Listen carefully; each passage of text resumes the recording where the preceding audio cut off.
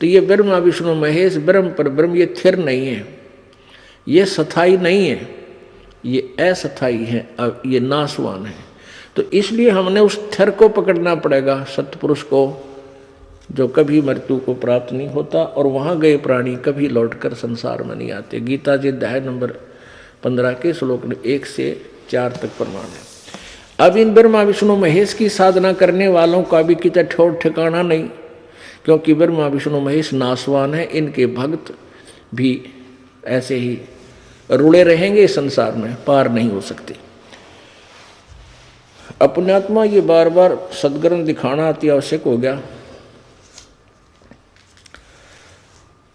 क्योंकि प्रत्येक प्राणी में एक जैसा ज्ञान फीड है। परमेश्वर कहते हैं कबीर, ये माया अटपटी और सब घट आण अड़ी, किस किस न समझाऊं या तो कुआ भांग पड़ी। यानी हम भी उसी तरह साफ हुए हैं, इतना ज्ञान सुनकर दिमाग में सेट हुई है बात। वह सचमुच हम सदग्रंथ के विरुद्ध साधना कर रही थी, बहुत समय लगा, कई बार तो सुनने को जी नहीं करा ये बातें कि ले ब्रह्मा विष्णु महेश से भी ऊपर कोई भगवान बतावे हैं, अच्छे नालायक आदमी है। दुख भी होता था, लेकिन जिज्ञासा थी कि देखा यो के बताओगा, कहाँ लिख रखा है। वो देखा तो फिर वह सच्ची पाई, और दो सत्य को नहीं माने फिर तो उसका इलाज के कुआं में पड़े फिरते ना माने। जानबूझ साची तुझे करे झूठते ने, अर्ता की संगते प्रभु स्वप्न में भी ना दे। किसी नालायक तो बात भी नहीं करे, जो आँखें देख ले सदग्रंथों में लिखा फिर भी नहीं मानता, वो तो पशु है, उसकी संग भी नहीं कर दे परमात्मा। अब देखो, देखिएगा श्रीमद् देवी भागवत गीता प्रेस गोरखपुर से प्रकाशित है। इसमें ये दिखाना चाहते हैं कि थिर पकड़ थिर रहिए, ब्रह्मा विष्णु महेश अविनाशी नहीं है, ये थिर नहीं है।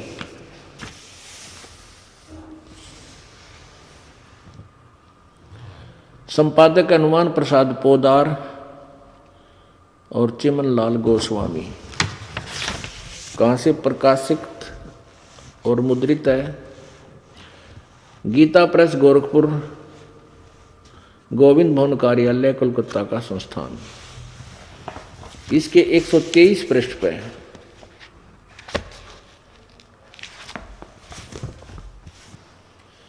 ये देखिएगा, तीसरा स्कंध, प्रश्न नंबर 123।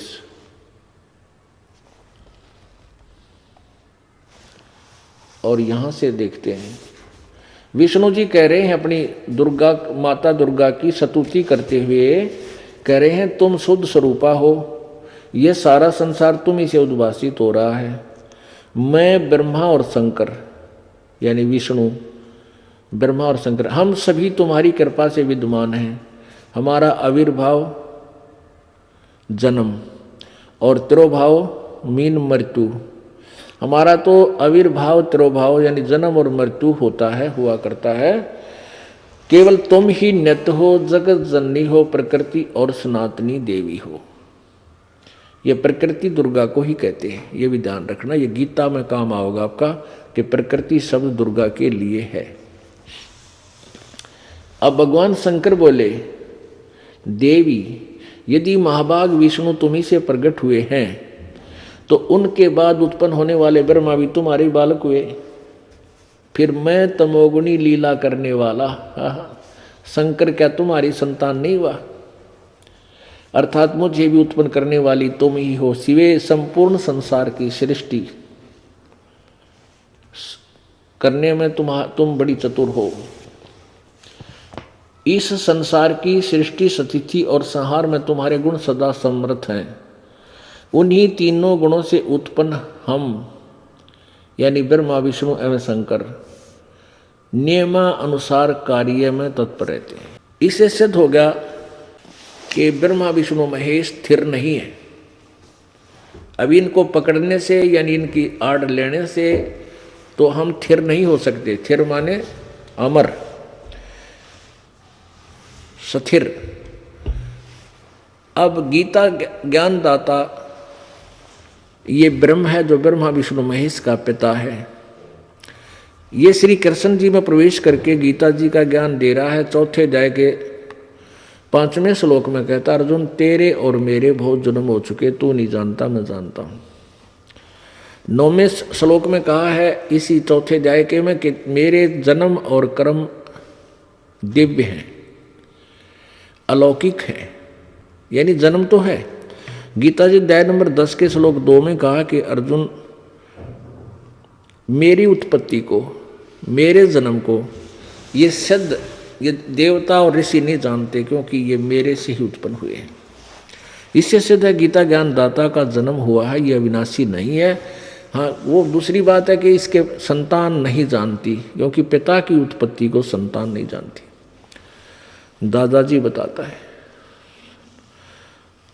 तो कौन ब्रह्मा का पिता है, कौन विष्णु की माँ, और शंकर का दादा कौन है, हमको दे बता। तो शंकर का दादा, इनका दादा कौन है, जो ब्रह्म का पिता है, वो कौन है, वो परम अक्षर ब्रह्म है, वो पूर्ण ब्रह्म है, सत्य पुरुष है, जो कबीर देव है।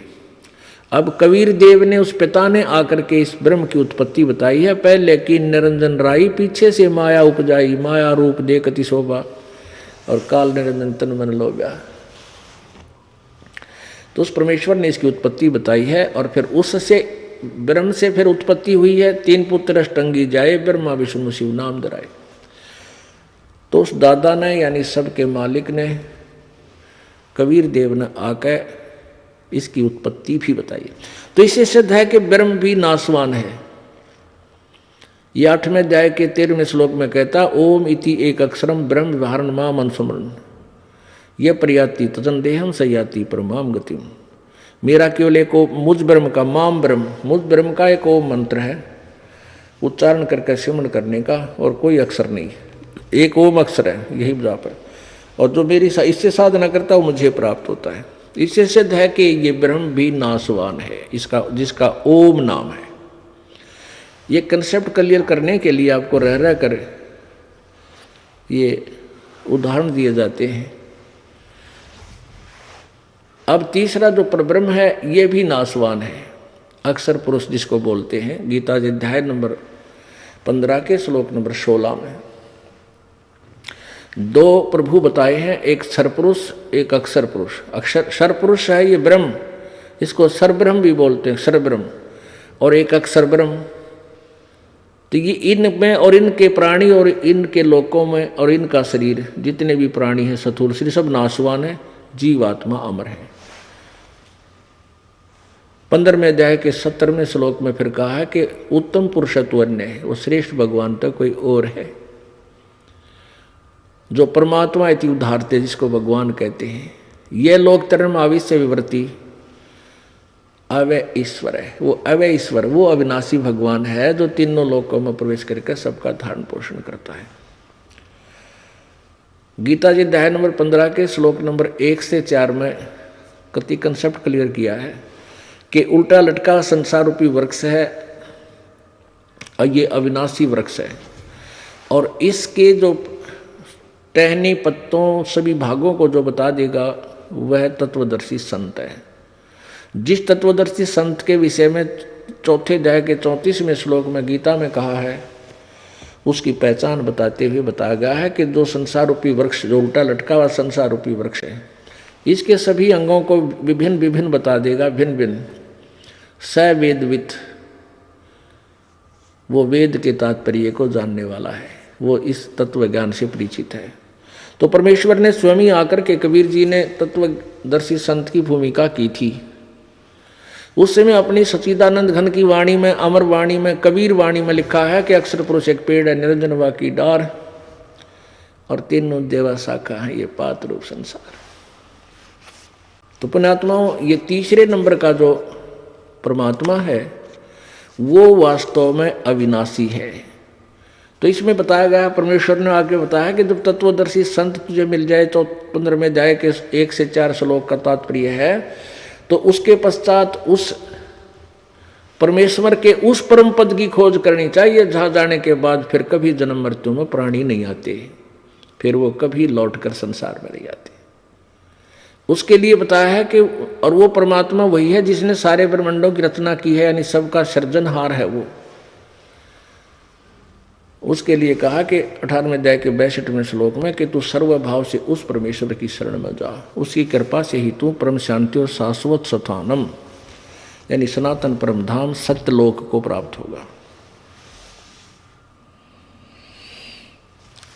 उसका मंत्र बताया है 17वें अध्याय के 23वें श्लोक में, ओम तत्सत इति निर्देश ब्रह्मण त्रिविध समर्थ है। उस सचिदानंद घन ब्रह्म परम अक्षर ब्रह्म की भक्ति जो गीता जी अध्याय नंबर 8 के श्लोक नंबर 1 में अर्जुन ने पूछा कि जो आपने अध्याय नंबर 7 के 29-29 श्लोक में तत्ब्रह्म का जिक्र किया है, वो तत्ब्रह्म कौन है जिसको जानने के बाद फिर प्राणी यहाँ से छूटने का ही प्रयत्न करता है, जरा मरण से छूटने का प्रयत्न ही करता है।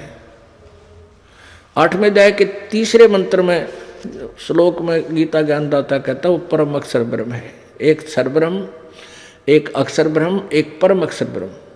गीता जी अध्याय नंबर 15 के श्लोक 16 और 17 में तीनों भगवानों का कति कंसेप्ट क्लियर है। उसको अक्षर पुरुष को हो चाहे अक्षर ब्रह्म को हो या अक्षर पुरुष को हो या अक्षर ब्रह्म को हो। और 17वें श्लोक में जो वो परमात्मा बताया है उत्तम पुरुष है तो अन्य, वो परम अक्षर ब्रह्म, वो मूल मालिक है जिससे सबका संसार रूपी वृक्ष की जड़ है वो, और जड़ से ही सबको खुराक मिलती है। वो सबका पालन पोषण भी वो परम अक्षर ब्रह्म अर्थात सत्य पुरुष कबीर जी ही करते हैं। अब प्रसंग चल रहा है तो उसका मंत्र है ओम तत्सत। ओम तो ब्रह्म का, तत् ये इस अक्षर ब्रह्म का, ओम है यो क्षर ब्रह्म का। ब्रह्म कहो चाहे अक्षर ब्रह्म को। क्षर हम सिंपल संत भाषा में क्षर बोल देते हैं डिफाइन करने के लिए। एक अक्षर यानी सर्वब्रह्म और अक्षर ब्रह्म, सर्वपुरुष या अक्षर पुरुष एक ही बात है, यानी इनके पर्यायवाची शब्द हैं। और फिर तीसरा है वो परम अक्षर ब्रह्म, परम अक्षर पुरुष, वो है वास्तव में अव्यय ईश्वर, वो अविनाशी प्रभु है। उसका मंत्र बताया है ओम तत्सत। ओम तो सीधा ही इस ब्रह्म का है, ज्योति निरंजन का, और तत् ये इस अक्षर पुरुष का, अक्षर पुरुष का यानी परब्रह्म का, और तत् वो सांकेतिक है, ये तत् नहीं। ओम तत्सत ये कोई मंत्र नहीं। हरि ओम तत्सत भी कई देते हैं, वो ठीक नहीं। ये गुप्त मंत्र और है, ये कोड वर्ड है। अगर ऐसा होता तो फिर वो ओम, अगर ये ओम तत्सत ही मंत्र होता तो ये कहने की क्या जरूरत थी, तत्वदर्शी संत बताएंगे या आपका क्लियर था फिर तो ये नहीं। ये कोड वर्ड है, ये तत्वदर्शी संत ही बताएगा। इस दास के ऊपर कृपा की परमात्मा ने। अब इस दास के पास वो मंत्र है और किसी के पास नहीं, और कोई देगा तो उसका लाभ नहीं। वो डुप्लीकेट पासपोर्ट बना रहा है तो आप पकड़े जाओगे, दोनों सजाओगे दोनों आंखें। अब क्या बताते हैं, नर नारायण देही पाके तू फेर तुरासी जाही, जा सतगुरु की मैं बलिहारी, जो जामण मरण मिटाई।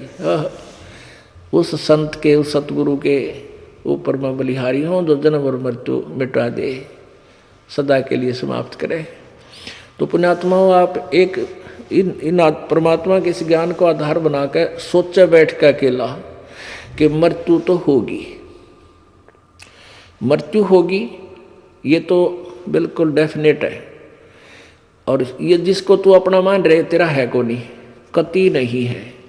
परमात्मा कहते नंगा आया जगत में नंगा ही तू जा, और बीच में ख्वाबी ख्याल है तेने यो मन माया ब्रह्मावे, कति नी वस्त्र आया था न्यो का न्यो जागा।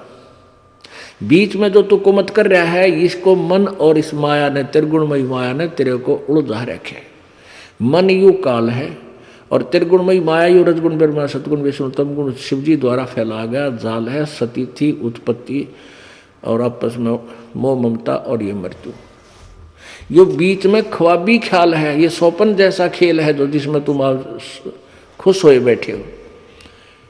काया तेरी है नहीं, ये माया कहाँ से हो जब ये शरीर तेरा नहीं, तो ये कोठियाँ पर कैसे इतना आस लगा ली, या माया कितना होगी, बैंक बैलेंस तेरा क्यों कर गेल चाल लगा तेरा। तो ऐसे ये याद दिलाते हैं।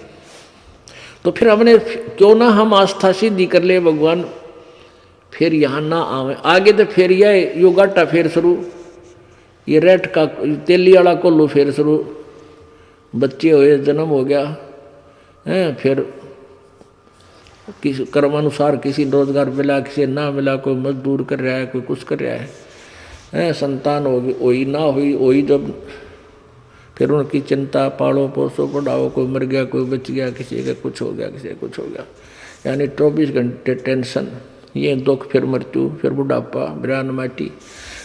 तो इससे पीछा छूटेगा ईब। अब ये वो वक्त है, ये बिचली पीढ़ी वाला। पुण्यात्मा प्रथम तो यू ज्ञान किसी ने सुनने की फुर्सत ना है, और फिर कोई सुनना चाहती हूँ ज्ञान ना, मेरे एंड वेंड बोलनी है, उवा बाई बोलनी है, संतर गुरु मार मंडलेश्वर, पता नहीं कितने दुनिया में उड़ जाए बैठे। तो आपके ऊपर यह मेहर हुई परमात्मा की, अभी ये कच्चा काम नहीं है, और ये बातें कहने सुन की नहीं, ये कर पाड़न की है। परमात्मा खुद कहते हैं, ये हमने कह दी, तुमने सुन ली, तुमने आगे बता दी, ये कर पाड़न की है, यू काम करन का है, कैसे किसी की एट एनी कॉस्ट। और यहाँ तक बताया जो सिर के सट्टे हरी मिले तो भी सस्ता जान, अगर ये सिर दे तो मालिक मिल जाए तो भी बिल्कुल चीफेस्ट है, सबसे सस्ता ही। तो मरेगा, सिर तो जाना ही तेरा, कितने बीमारी में हो जाएगा, कैंसर में तड़फ कर मरेगा, एक्सीडेंट में मर जा, और कोई कारण हो जा, और तो इसके सौदे में मालिक मिल जावा तो इससे सस्ता कुछ नहीं।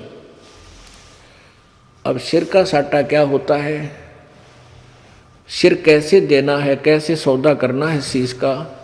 एक गुरु के 3-4 चेले थे, उनको वो ज्ञान देता था, उनको ज्ञान दिया कि भाई गुरु जी के वचन का पालन करना चाहिए, तभी जीव की भक्ति सफल होगी। भाई जो गुरु वचन पे डट गे रकट गे फंद 84 के, कट गे फंद 84 के, रकट गे फंद 84 के। वस्तु मिली ठोड़ की ठोड़, मिट गई मन पापी की दौड़े। वस्तु मिली ठोर की ठोर, मिट गई मन पापी की दौड़। भरम मिटे मथुरा काशी के, भरम मिटे मथुरा काशी के। भाई जो गुरु वचन पर डट गे, कट गे फंद 84 के। अब ये नियम सही है, परमात्मा भी कहते हैं गुरु वचन निश्चय कर माने, और पूरे गुरु की सेवा ठाने, पूरे गुरु की आड़ लेवे। तो ऐसे वो शिक्षा दे रहा था कि भाई गुरु जी के वचन का उल्लंघन नहीं होना चाहिए, जो कह दिया फाइनल हो, और वही भगत सफल होया करे। जैसे गोरखनाथ जी ने, गोपीचंद भर्तृहरि, ये दोनों राजा थे, और राज त्याग के ये फिर गोरखनाथ जी के शिष्य हो गए। तो गोरख उनसे कहने लगे भगवान हमारा उद्धार क्यों करोगा। अगर उद्धार होगा भाई ठीक है, नाम दे दिया, नाम जपो। और अलवर, ये राजस्थान में अलवर शहर है एक, वहाँ एक राजा का, नवाब का किला बना था, और कहा कि उस अलवर में नवाब का किला बना है, वहाँ जाओ दोनों जने, और वहाँ जाकर तुम मजदूरी करो, और वहाँ से पैसा मत लेना, अपने भोजन के लिए और टाइम की तो और करियो, जाओ।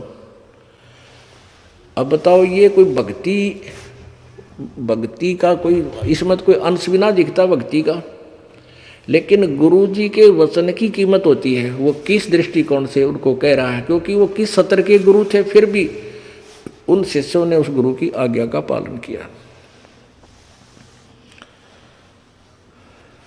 अब तो उनको जितना भी उससे राहत मिलनी थी, वह राहत गोपीचंद भर्तृहरि को मिली।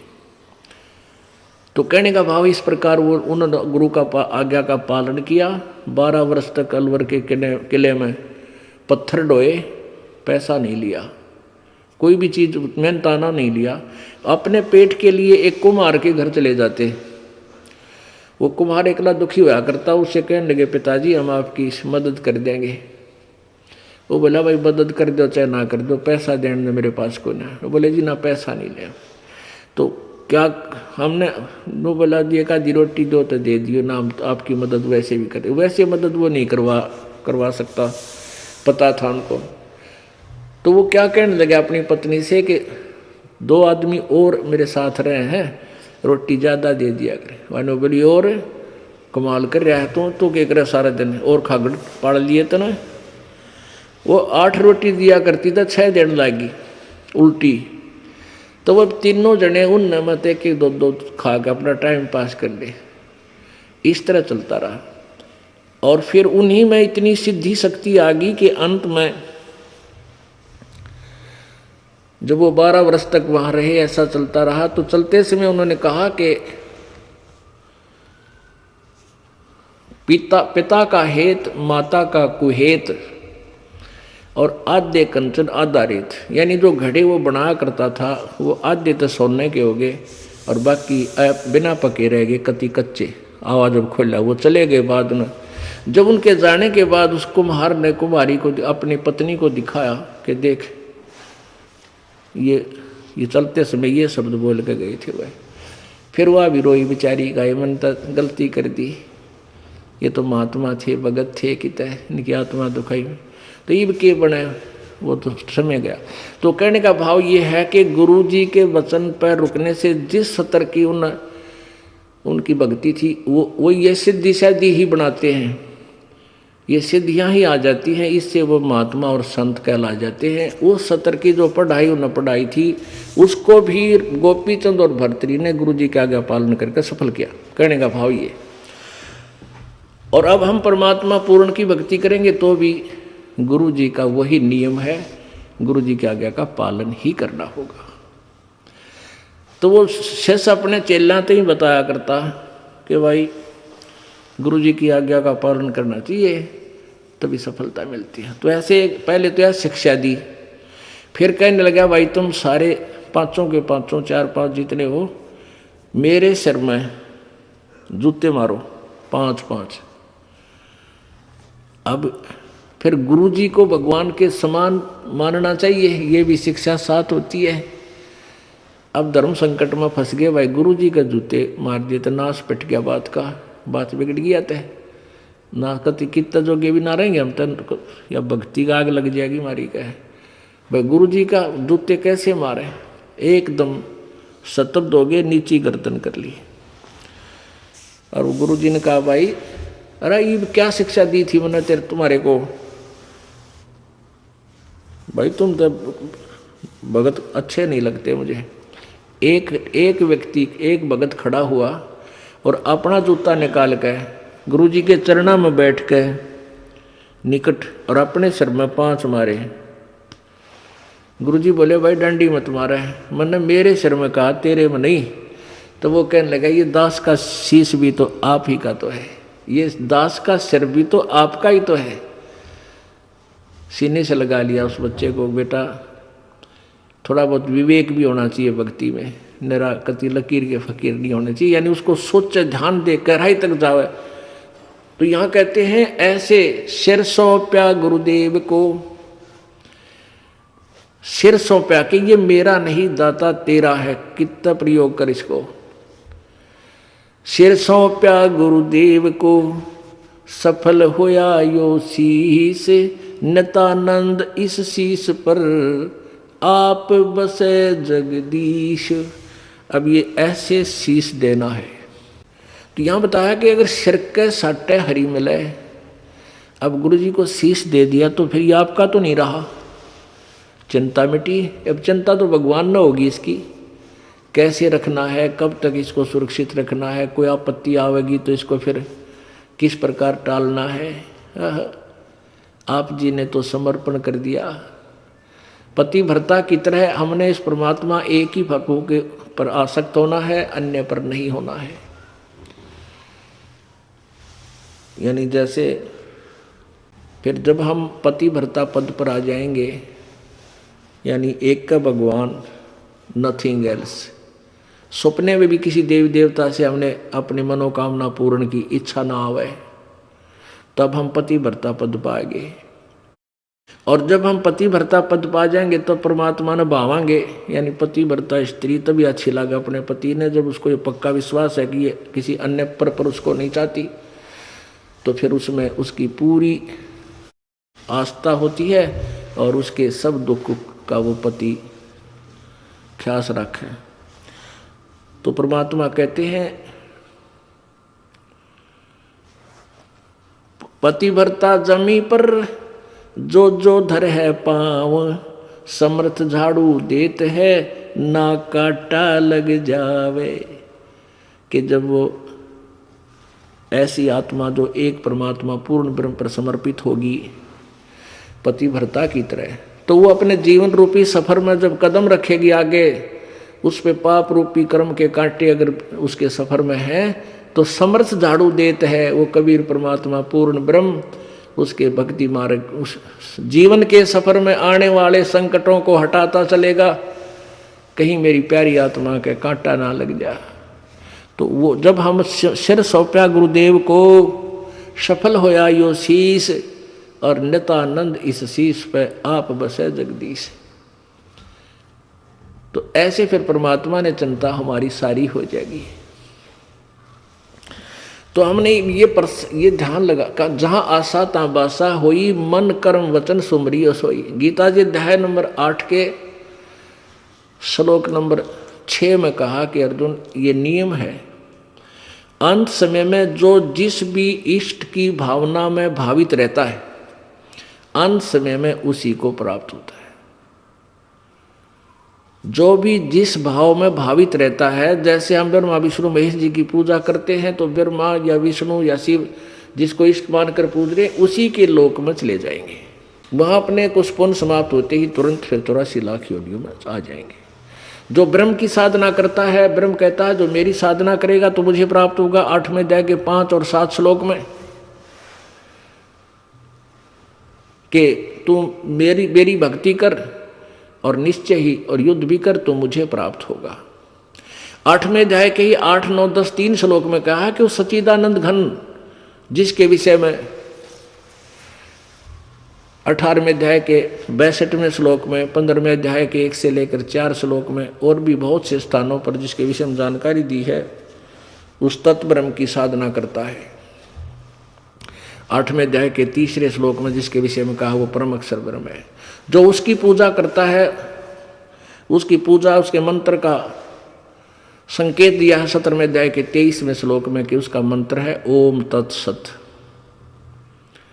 ओम तो ब्रह्म का, तत् और सत्य ये सांकेतिक है, ये परब्रह्म और पूर्ण ब्रह्म के ये दास बताएगा। ये पूरा मंत्र 3 मंत्र का एक ही बन जाता है। पुण्यात्माओं, ये सारा कुछ कथा सुना के आपके हृदय में यो ज्ञान फीड करना है, मेरा उद्देश्य ये है। इधर उधर के जो सारे कुछ लगाकर आपके हृदय में ये परमात्मा रह कर ऐसा ज्ञान दचा देना है कि आप भ्रमित ना हो जाओ, उंगलियों पर आपका यो ज्ञान समा जाए, बालक से लेकर बुढ़े ताईं। और ये ज्ञान कोई बड़ी बात नहीं होती, अनपढ़ भी इस बात को समझ सकते हैं, वो कम से कम बुद्धि तो इतनी रखते हैं, रह कर यो ज्ञान सुनेंगे। और जो वैसे तो आज कोई ऐसी स्थिति रहा नहीं, बुढ़े आते ही पढ़ गए, फिर भी कोई थोड़ा बहुत नहीं पढ़ा जाता, नज़र कमज़ोर होगी तो अपने बच्चों पर पढ़वा सके। देखिए भाई 17वें अध्याय का 23वां श्लोक पढ़ के सुनाइए मैंने, तो पढ़ सकता है, सुन सकता है, समझ सकता है, विश्वास कर सकता है। ऐसे ही भी ये काम बन जाएगा। तो कहने का भाव ये है कि वो उस परमात्मा की भक्ति करता है, यानी उसमें भावित हो जाता है, तो उसके पास भक्ति के बल से, योग के बल से, भक्ति की कमाई से वहाँ सतलोक चला जाएगा, उसके पास चला जाएगा। तो इस प्रकार हम क्यों ना यहाँ से जाना तो है ही, और ये हृदय में गांठ मार ले, या तो लगी लगाई है, समझदार आदमी तो जल्दी समझ जाता है ये तेरा नहीं है, तेरा कुछ भी नहीं है, तुझे यहाँ पर काल ने भूल भुलैया में रखा हुआ है, भ्रमित कर रखा, बका रखे। और इस भूल भुलैया को परमात्मा ना के हमें बता भी रखा, तो फिर हम क्यों ना असर करें अपने मालिक की बात पर। अब जैसे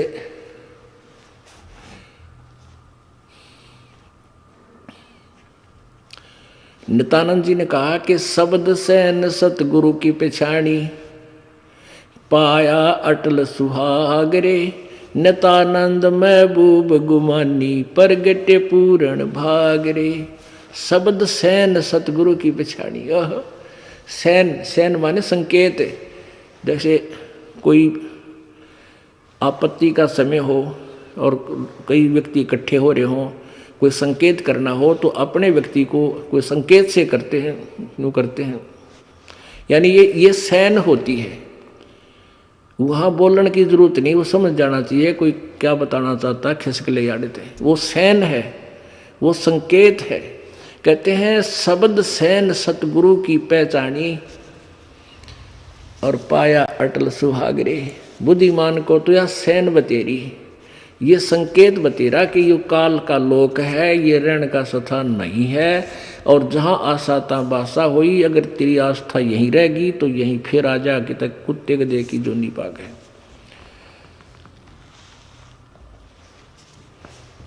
और सतगुरु का मिलना पूरे भाग से ही होता है। अच्छे पुण्यकर्मी प्राणियों को ही सतगुरु मिलते हैं। अब नित्यानंद जी वैसे तो विष्णु जी के उपासक थे, अब भोली आत्मा उसी को पूर्ण गुरु मान रहे थे और उसी को पूर्ण इष्ट मानकर उसी की साधना कर रहे थे। महिमा पूर्ण परमात्मा की गा रहे थे और नियम बता रहे थे वही, क्योंकि ये खेल का मैदान है। जिला स्तर पर खेलेंगे तो भी नियम वही है, और स्टेट स्तर पर खेलेंगे तो भी वही है, और नेशनल स्तर पर खेलेंगे तो भी नियम वही रहेंगे। इंटरनेशनल खेल खेलेगा तो भी मर्यादा वही होती है। तो इस प्रकार ध्यान रखना। तो हमने कहाँ जाना है ये ध्यान रखना है। हमने सतलोक जाना है। उसके लिए क्या बता रहे हैं? नर नारायण देहे पाके तू फेर 84 जाही, जा सतगुरु की मैं बलिहारी, जो जामन मरण मिटाई। तो जामन मरण नहीं मिटेगा भाई, पहले तो भक्ति करो, भक्ति करके फिर आस्था यहां से हटाओ।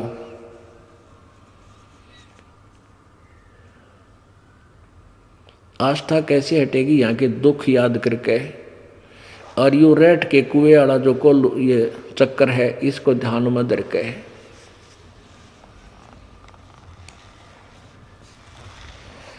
क्या बताते हैं? कुल परिवार तेरा सकल मसीह। जब ये मृत्यु हो जाएगी, मरो तो सारे गे ना, जो भक्ति नहीं करते उनकी मृत्यु होगी, और हम भक्ति करते हमारी भी मृत्यु होगी। लेकिन हमारी और अन्य की मृत्यु में बहुत अंतर होगा। परमात्मा कहते हैं आए हैं सो जाएंगे राजा रंग फकीर, एक सिंहासन चढ़ कर जाए बंदे जा दजीर। जो भक्त हैं वो तो परमात्मा के जहाज में बैठ कर जाएंगे, ठाठ से ची ची कर दे। और वह जो अपराधी हैं, अपराधी कौन है? जो भक्ति नहीं करते। गीता जी अध्याय नंबर 3 के श्लोक 10 से लेकर 15 तक स्पष्ट किया है कि जो परमात्मा ने तुम्हें नियमत में दिया है धन, और उसमें से जो दान नहीं करता, यज्ञ नहीं करता, वो चोर है मालिक का। परमात्मा भी अपनी अमर वाणी में कहते हैं, जिन हर की चोरी करी और गए राम गुण भूल, ते बिदना बागुल किए वो रहे उर्दमुख झूल। जिन हर की चोरी करी, जो चोर है, भगवान की भक्ति नहीं की, दान धर्म किया नहीं, तो वो राम नाम, राम के गुण भूल गए, भगवान के गुणों से अपरिचित रहे, तो उनको परमात्मा ने बागुल पक्षी बना दिया। एक बागुल पक्षी होता है, वो उसका 2 पैर होते हैं, पैर 2 ही होते हैं, और ऊपर को वो कैसे बैठता है वृक्ष पे? नीचे नमू कर रखता है, ऊपर लटका रहता है पैरों से, नीचे नमू करके, और मुंह से ही खाता है, मुंह से ही टट्टी करता है। उसको ऐसी सजा दे रखी। कहते वो ऐसी ऐसी योनियों को प्राप्त होगा। तो जो अपराधी हैं उनको यम के दूत जंजीरों से बांध कर ले जाएंगे। जाएंगे सभी, आए हैं सो जाएंगे राजा रंग फकीर, और एक सिंहासन चढ़े जात, एक बंधे जात जंजीर। कितना अंतर हो गया? आप मरोगे ना, आपको पता भी नहीं चलेगा मौत होगी, बिल्कुल भी नहीं पता चलेगा। और जो भक्ति नहीं करते, वो एकाधा पुण्यकर्मी प्राणी है, हार्ट अटैक हो गया, जल्दी से चला गया, तो फिर दोबारा गधे जो नहीं पाओगा, वो गया कित। यानी वो तो फॉर एग्जाम्पल एकाधा होता, बाकियों की मृत्यु या तो बीमारी तय, या वैसे की तो जुबान बंद होगी, टट्टी पेशाब माए निकलगी, कोई कोई दिन खाए पिए हो जाएंगे, घर के भी दुआ करेंगे भगवान इस मर जा तो बढ़िया, पंडा छुट्टा दुखी हो जाए। तो क्या बताते हैं, जब यह मृत्यु होगी, कुल परिवार तेरा सकल कबीला मसलत एक ठहराई, सब की एक सलाह बन जाएगी। उठाओ कुल परिवार के लोग आके आसपास के जो कि उठाओ उठाओ इसने जल्दी करो भाई, बांस हो जाएगी, कीड़े पड़ जाएंगे, जल्दी करो। तो कहते हैं 2 घंटे भीतर तने शमशान घाट पर जा रहेंगे। और अग्नि लगा जिया दिया जद लंबा, फूक दिए उस ठाही, कर दिया काम, वहां जला दिए। फिर क्या बताते हैं, वेद बांध फिर पंडित आए, पीछे गरुड़ पढ़ाई। ये पुराण बांध के पंडित आए, पाछे गरुड़ पढ़ाई। गरुड़ पुराण को पढ़ाते हैं, 7 दिन का पाठ करते हैं मृत्यु के बाद ये नकली गुरु जी। अब गरुड़ पुराण में क्या लिखा है, उसमें मृत्यु के उपरांत जीव के ऊपर क्या क्या आपत्तियां आती हैं, और उनका कारण बताया है कि इसने ऐसा कर्म किया जिसने उसके ऐसे अंग कटते हैं, वहाँ आंखें फोड़ दी जाती हैं, ऐसे यहाँ भी जो दोबारा कभी जन्म होगा तो इसे कर्म किया, उसका बेटा मरता है, उसकी ऐसी बेटी विधवा होती है, उसके ये कष्ट होते हैं। अब परमात्मा कहते हैं अपनी वाणी में कि वो मरने वाला तो मर गया, वो तो चला गया अपने जिसे कर्म किए थे, वह गठड़ी बांध गए, वह खुलवाली जाकर धर्मराज ने खोल बेटा बेटी क्या लाई कमा के। अब उसके बाद वो गुरुजी वहां गरुड़ का पाठ करने लग रहा है। अरे भले आदमी, गरुड़ का पाठ तो पहले पढ़ाना चाहिए था उसको, मरण तो पहले, मृत्यु से पूर्व, ताकि वो डरता, उसको भय बनता, बुरे कर्म ना करता और अच्छी भक्ति करके अपना पीछा छुटवा जाता, अच्छे कर्म करता। अब वो तो गधा बनने की तैयारी कर रहे और वहां गरुड़ पुराण का पाठ करने लग रहे। अरे वाह भाई वाह,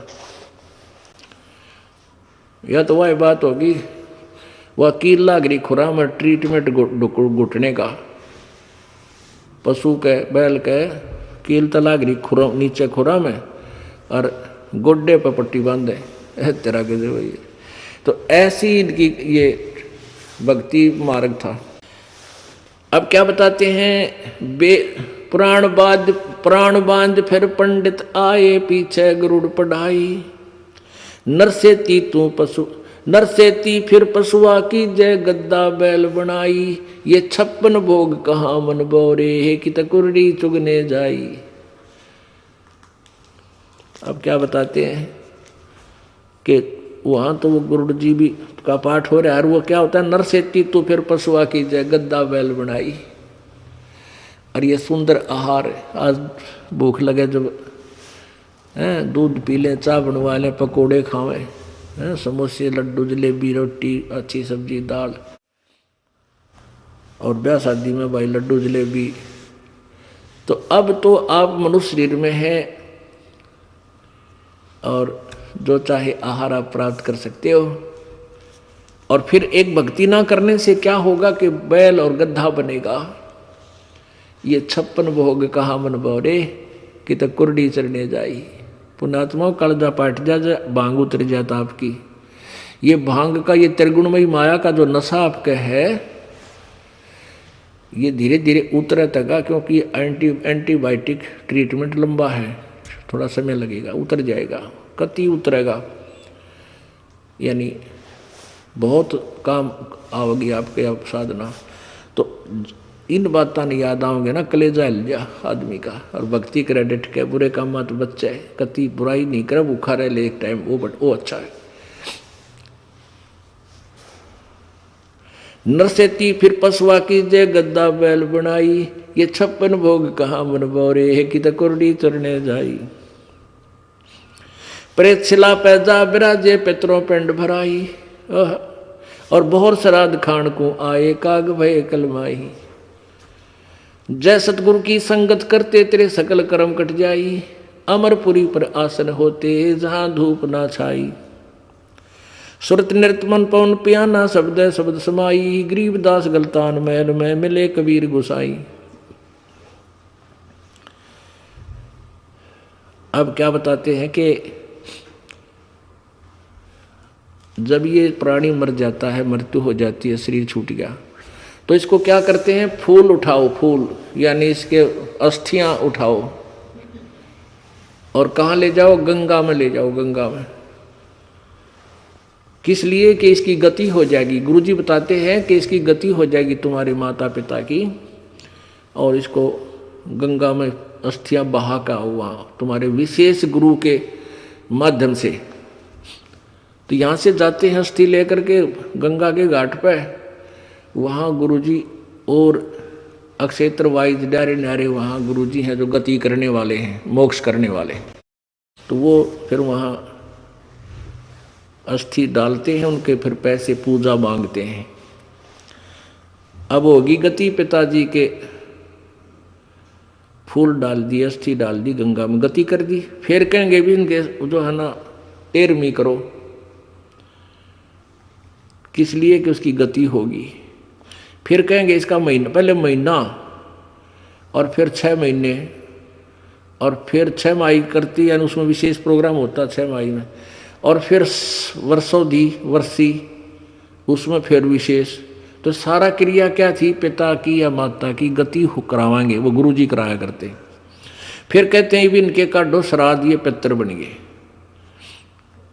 और फिर जो कि इनके पिंड भरवा दो, किस लिए कि भूत जूनी छूट जाएगी, इनकी गति हो जाएगी।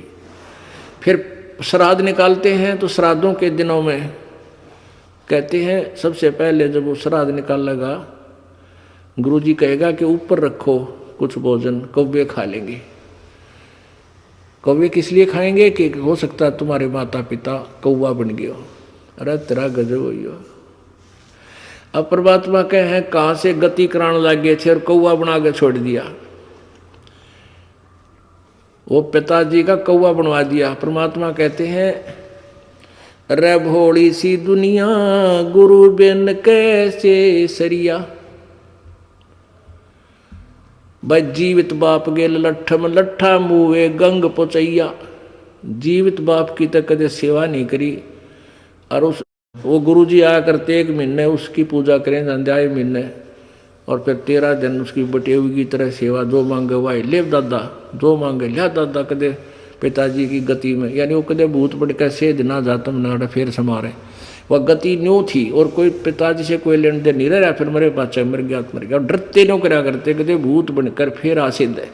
जानते हैं कील गाड्या करते जलिया में, कदे फिर उल्टा ना आ जा।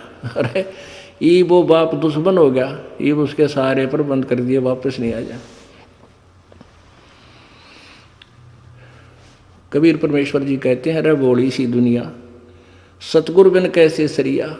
जीवित बाप गिर तो लट्ठम लट्ठा, और मरे पाछे गंग पोचैया, गंगा ले गए। और जब आवे आसुज का महीना वो कौआ बाप बनैया।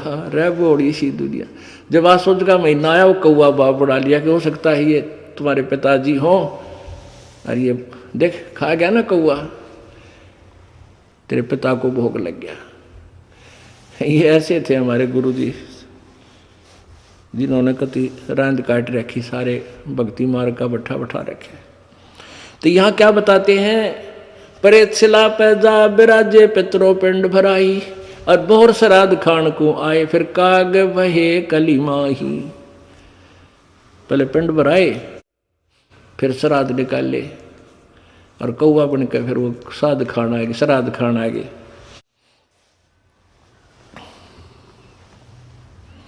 अब क्या निष्कर्ष देते हैं, जय सतगुरु की संगत करते सकल कर्म कट जाई। ओह, जय सतगुरु की संगत करते, यानी तत्वदर्शी संत के शरण में रहते तो सकल कर्म कट जाएगी। ना भूत बनना, ना अस्थि ठानी, ना श्राद्ध निकालने, ना कि तब महीने पर सौदी 6 माही करनी। क्यों, तो चला गया प्राणी निज स्थान, चला गया माटी माटी में। रला जी बता फिर रह गया कि रोला, फिर क्या बीच में क्या रह गया, वो न्यो करवाओ और न्यो करवाओ, फलाना करवाओ, फूक का अपने हाथ आ रहे, और वो जीव चला गया जहाँ उसने जाना है। अब हमारा भक्त, परमात्मा के भक्त सतलोक चला जाएगा। तो कहते हैं जय सतगुरु की संगत करते सकल कर्म कट जाई। अमरपुरी पर आसन होते जहाँ धूप ना छाही। उस मन तू चल रे सुख के सागर, जहाँ शब्द सिंधु रत्नागर। मन तू चल रे सुख के सागर, जहाँ शब्द सिंधु रत्नागर। कहते अमरपुरी पर आसन होते, उस सनातन परम धाम पर पहुंच जाते तुम, जो गीता जी अध्याय नंबर 18 के श्लोक नंबर 62 में जिसके बारे में कहा, 62 में, कि हे अर्जुन तू सर्वभाव से उस परमेश्वर की शरण में जा, उसकी कृपा से ही तू परम शांति और सनातन परम धाम उस अमरपुरी में चला जाएगा। जय सतगुरु की संगत करते सकल कर्म कट जाई, अमरपुरी पर आसन होते हैं जहां धूप ना छाई। सुरत निरत मन पवन पियाना, शब्द शब्द समाई, गरीबदास गलतान महल में मिले कबीर गुसाई। अब गरीबदास साहब जी कहते हैं मुझे तो मेरा मालिक गुरुदेव कबीर जी मिल गए, इसलिए हम तो भाई मस्त हैं, हमने तो अपना ठिकाना ढूंढ लिया, सतलोक में जाएंगे।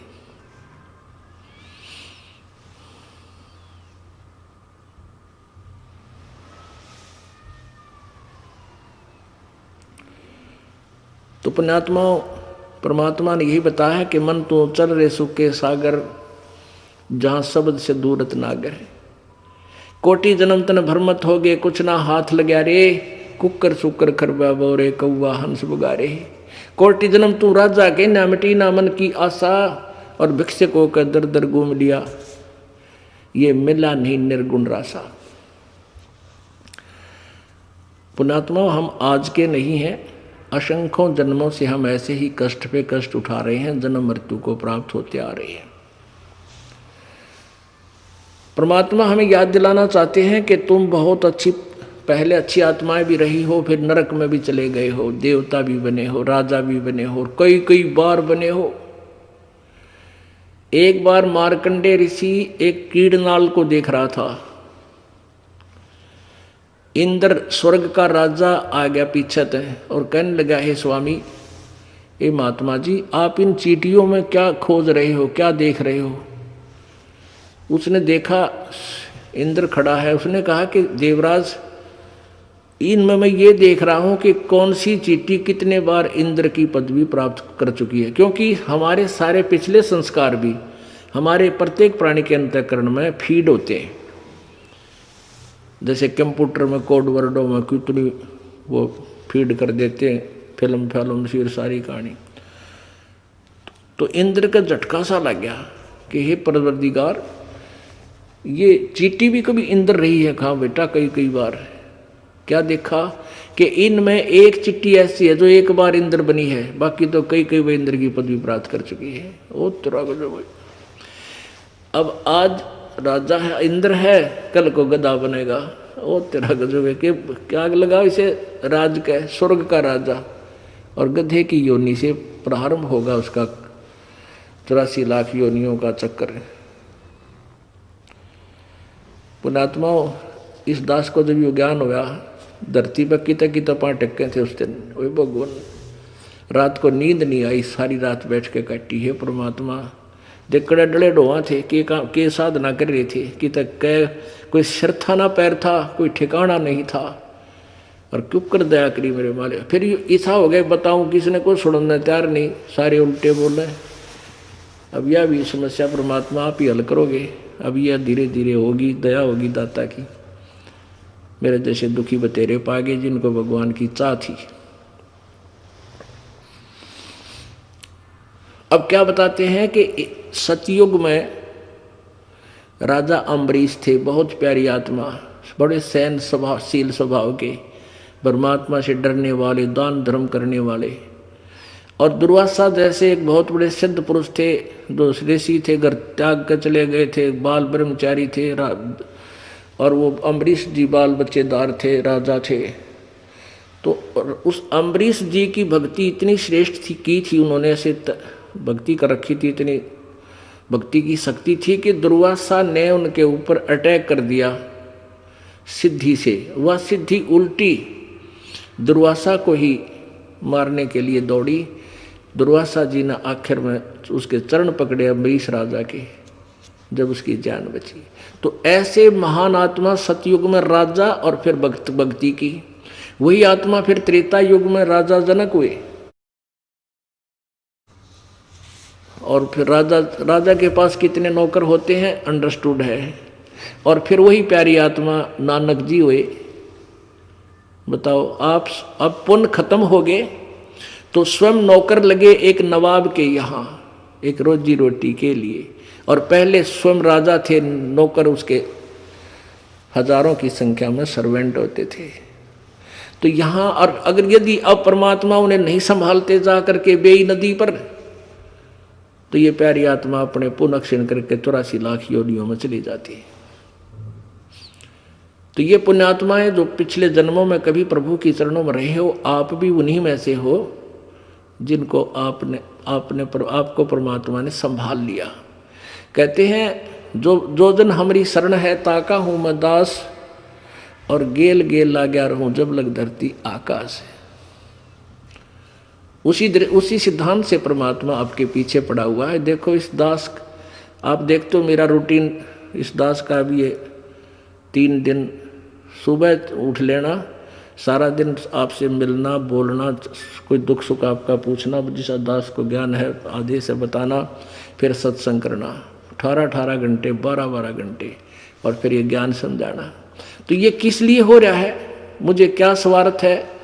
दास का कोई लालच नहीं था कि मैं खुद रोजी रोटी के लिए ही इसे गड़ पड़वाऊँ हूँ, नहीं। परमात्मा का आदेश है। जिस कार्य को परमात्मा सतलोक से चलकर करने आए, यहाँ पर दुनिया के डले खाए बूंदे को आए, बदनाम हुए, मारना चाहा उनको, लेकिन उनको कौन मार सकता था? फिर भी वो इतने कष्ट हमारे लिए उठाए, और वो ड्यूटी व मजदूरी इस दास को दे दी। तो मैं तो अपना सौभाग्य मानता हूँ, शुक्र मनाऊँ परमात्मा का कि ये शीश आपके लेखे लगे, और यह आजीवन ये हिम्मत दो परमात्मा तेरे बच्चों को ये ज्ञान समझा सकूं। तो ये सारा ज्ञान आपको इसलिए समझाया जा रहा है कि आप बहुत पुण्यात्माओं में से हो। अब क्या बता रहे हैं कि कोट जन्म तन भरमत हो गए, कुछ ना हाथ लगा रे, कुकर कुत्ता सुकर सुअर खर गदा, कुकर सुकर खर बोरे, कौआ हंस बुगारे, और कोटि जन्म तू राजा की न मिटी न मन की आशा, भिक्षुकों का दर दर घूमया, ये मिला नहीं निर्गुण रासा। ये मार्ग नहीं मिला, इसलिए भ्रम रहा था तू अभी तक।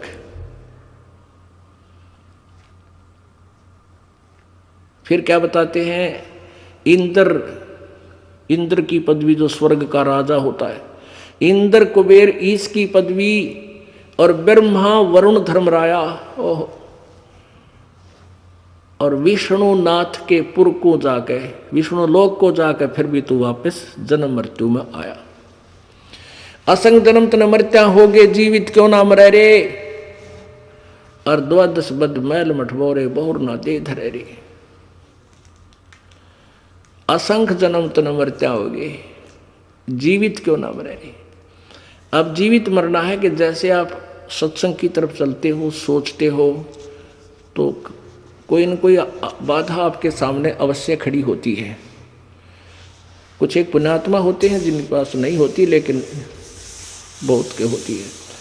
तो उस समय ये सोच ले भी, मान लीजिए आज मैं सत्संग में जाने से रुक जाऊं क्योंकि मेरा यू काम खराब ना हो जाए, कोई हानि ना हो जाए, और यह मृत्यु हो जाए मेरी, फिर परमानेंट मर गया, फिर तो कभी उस काम को ठीक करने आ ही नहीं सकता जिसकी चिंता में सत्संग में नहीं आया।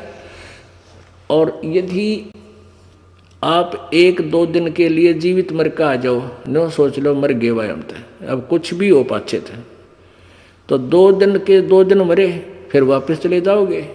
तो फिर जो थोड़ा बहुत बिगड़ा, वैसे तो जो सत्संग में आते हैं उनका काम बिगड़ा नहीं करते, समझा कर ये सत्कर्म मान लेना, ये 100% समझना। जिस दिन आपके हृदय में यह बात समझ जाएगी, आपके काम नहीं बिगड़ सकते, आपके समरे पाओगे, चाहे मालिक ने खुद जाकर करना पड़ी हो। ये नियम है इसी ईश्वर का, परमेश्वर का। तो फिर भी आपके दिल डांटने के लिए परमात्मा कहे वो जीवित मर का जो 2 दिन के लिए, 2 दिन पाछे फिर से मान लोगे जब परमानेंट मर गया था, फिर भी तो न्यों का न्यों बिगड़ा रहेगा। तो कहते असंग जन्म तो न मर, फिर जीवित मरना है कि जैसे बीड़ी शराब मांस तम्बाकू है, कार कोठी देख कर कार कोठी बुढ़ाने दिल करे ना, इन ते भी मर ले, इन बुराइयों को भी नहीं छुए, टच नहीं करे, मर गया मरा के खावे फिर के चावे, ऐसे सोच ले। तो फिर बताते हैं द्वादश मद महल मठ बोरे बहुर ना दे धरे रे। अभी तक हमें क्या बताया गया था, 10वां द्वार में पार हो जा, 10वां द्वार पार करके नहीं, ये 12 द्वार है, 12वां द्वार है सतलोक में खुलता है। 10वां द्वार है वो केवल एक ब्रह्मांड में ही रह जाता है, एक ब्रह्मांड से पार होकर शून्य में घूमता रहता है। और जो 11वां द्वार है वो 21वें ब्रह्मांड काल के 21वें ब्रह्मांड से परब्रह्म के लोक में प्रवेश करता है, वो 11वां द्वार है। और 7 संख ब्रह्मांड जो परब्रह्म के हैं उनसे आगे चल के जो सतलोक में प्रवेश करने का एक ही द्वार है, वो 12वां द्वार है, वो द्वादश दर, वो 12वां द्वार है। उस 12वें द्वार को पार करके हम उस स्थायी स्थान पर अमर लोक में जाएंगे। द्वादश मद मैल मठ बोरे बहुर न दे धरे रे।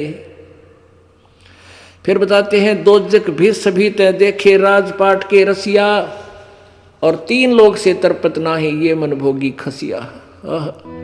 आइए अब हम उन श्रद्धालुओं के अनुभव जानते हैं जो जगत गुरु तत्वदर्शी संत रामपाल जी महाराज जी से दीक्षा प्राप्त कर चुके हैं तथा उनके द्वारा बताए गए भक्ति मार्ग पर चल रहे हैं। बहन जी नमस्कार। सत्साई। क्या नाम है आपका?